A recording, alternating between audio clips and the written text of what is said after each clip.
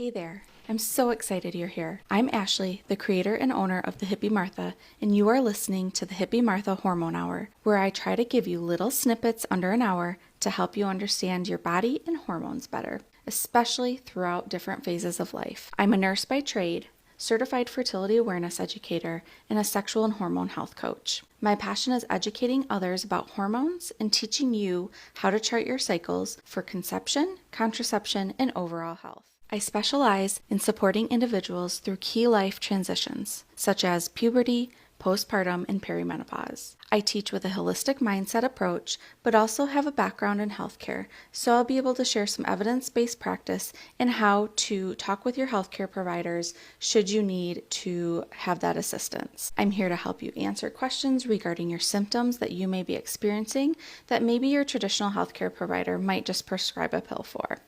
I'm excited you're here. Thank you for listening.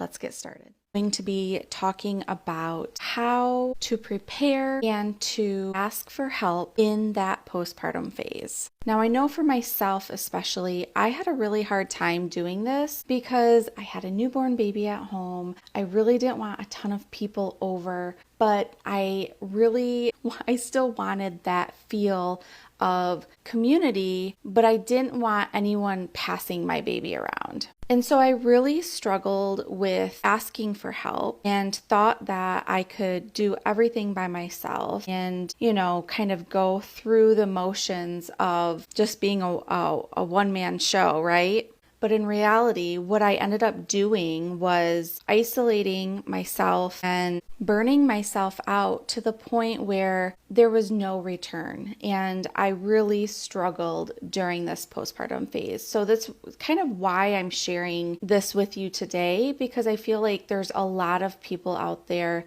who have these struggles, yet they have a community, but they don't want to ask for help from that community because of certain reasons. Now, I recently posted a post on Instagram and it was referring to a comment that I had gotten, and it said to ask for help. And this was one of the questions I had prompted was, what would you wish that you would have done in your postpartum phase of life? And this person responded to ask for help. Ask your husband for help, ask your mama for help, ask your sister for help, ask your friends, just ask for help. So before we get into the nitty gritty, I kind of want to just do an overall plan of what do I mean by help and what can you plan ahead of time before you actually have the baby, right? So I think, and I go over this, I actually am teaching a live postpartum prep workshop here in April, and then I'm running a postpartum course where we're going to be diving into these things and talking about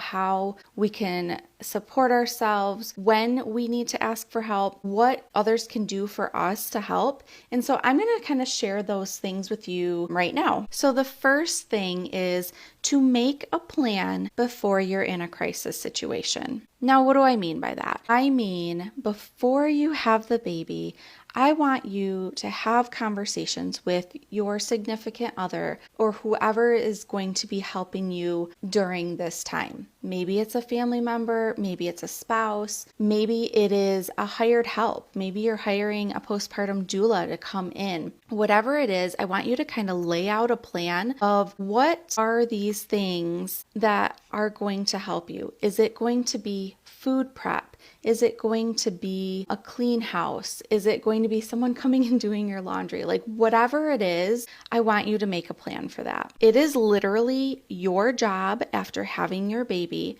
to rest, take care of yourself, and feed your baby if you are breastfeeding. Even if you're not breastfeeding, you need to still feed your baby somehow, right? So that is the priority. You need to care for you and your baby.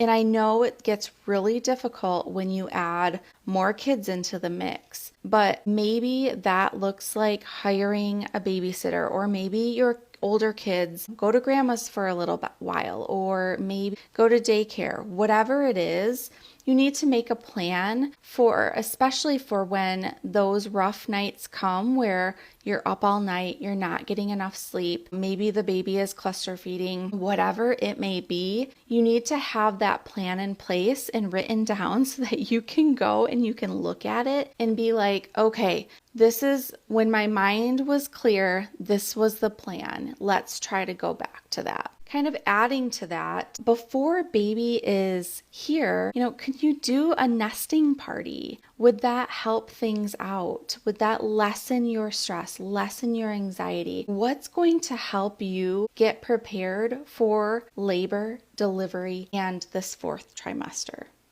I highly recommend, if your friends really want to help, have them put together a meal train for you. That is amazing. Or meal prepping, bringing easy to snack on foods, muffins and warm soups and teas and protein balls and things like that you can get quick nutrition and sustenance in, as well as being nourished and your family is also fed and you're not having to worry about that. All right, this next one is controversial, and I honestly wish I would have done it when I had my babies, but it's clear your schedule and rest for 40 days. So being a labor and delivery nurse and doing in-home deliveries, my last 2 years at working as a labor and delivery nurse, I always told the moms the 5-5-5 rule. 5 days in bed, 5 days around the bed, and 5 days around the house. And that was like the bare minimum of how they had to rest because they weren't at the hospital. When you're not delivering at the hospital, you don't get that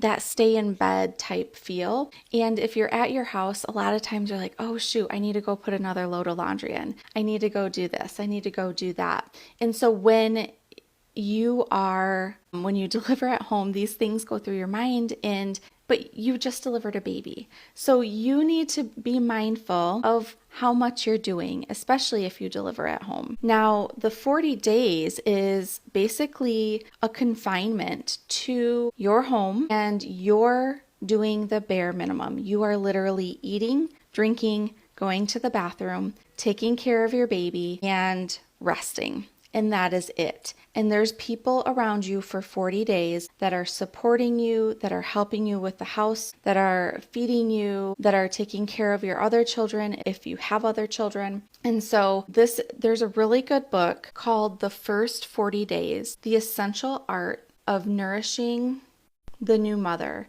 And it's by Heng Ou. I don't know how to pronounce it. Emily Grieving and Marissa Belger. I'll post it in the link here, but it is all of the art of kind of resting for the first 40 days after birth, how to have this recovery period for a new mother. And it goes against that bounce back culture.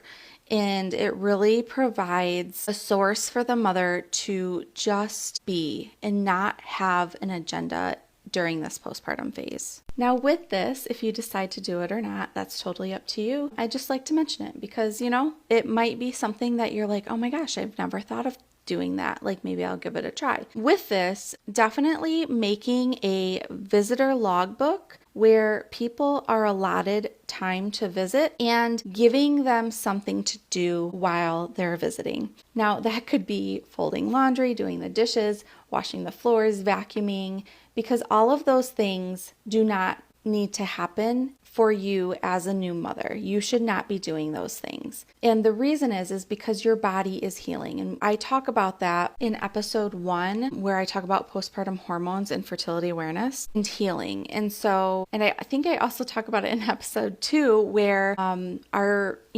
bleeding and our body is healing and our cervix is healing. And especially if you have a vaginal delivery, there's a lot going on. Even with a C-section, that's even bigger of a procedure, right? So we need to make sure our bodies are healing.